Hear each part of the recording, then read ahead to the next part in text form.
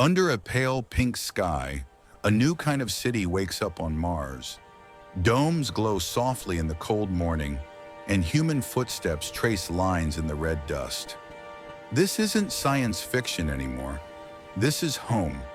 Just beyond the glass, children leap through the low gravity, floating a little longer with every jump, laughing as if the thin Martian air was made just for them. They are not visitors. They are Martians. On one side of space hangs the blue world we know, Earth wrapped in thick air, oceans and storms. On the other side, a smaller, colder world, Mars with a whisper-thin atmosphere and a barren face of rock and dust. Here the air is almost nothing. The ground is frozen and dry. Dust storms can grow so large they swallow the entire planet in a swirling orange blur. For ordinary humans, this place is deadly. But imagine a different story, one where humans did not adapt Mars to fit us, but instead, we adapted to fit Mars. Side by side, the difference is clear. An Earth human stands tall and familiar. A Martian human stands beside them, built for another world, bones a bit thicker, limbs a bit longer, skin darker and tougher, eyes slightly shielded against the harsh light. Inside their chest, huge, complex lungs unfold like living machinery, pulling every trace of oxygen from the thin air. Their blood carries more red cells and special proteins, hoarding oxygen the way a desert hoards water. Radiation from space still rains down, but their skin and cells are built to resist it, repairing damage before it can turn deadly.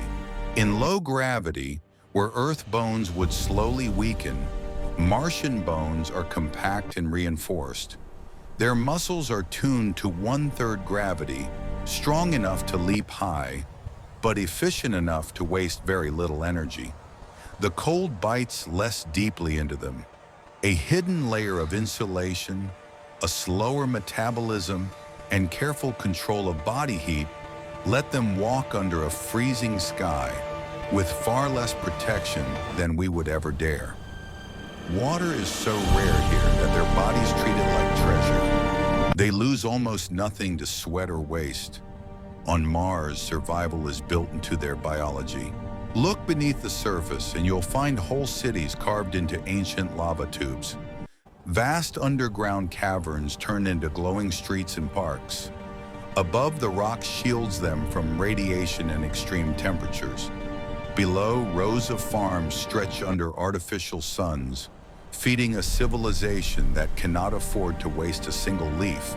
Inside the greenhouses, water trickles through pipes into rows of plants, grown without soil. Tiny machines and engineered microbes slowly transform Martian dust into something richer, darker, alive. Outside, fields of solar panels and compact nuclear plants power everything, battling dust and darkness to keep the lights on. Beneath the rock, sleek trains rush through pressurized tunnels, connecting cities that would be impossible to cross in the open. And yet, some Martian humans can walk outside with only light gear and a breathing mask. In classrooms under curved glass ceilings, Martian children learn with the red horizon right outside their windows. Holographic models of Mars float in the air. At home, families share meals in compact, efficient apartments. In the great domes, people gather in plazas full of trees and markets, walking under a sky that is both real and protected. Sports look like slow-motion flight as teens launch themselves into the air. Art and stories circle around survival, cooperation, and the thin line between life inside and the lifeless desert outside.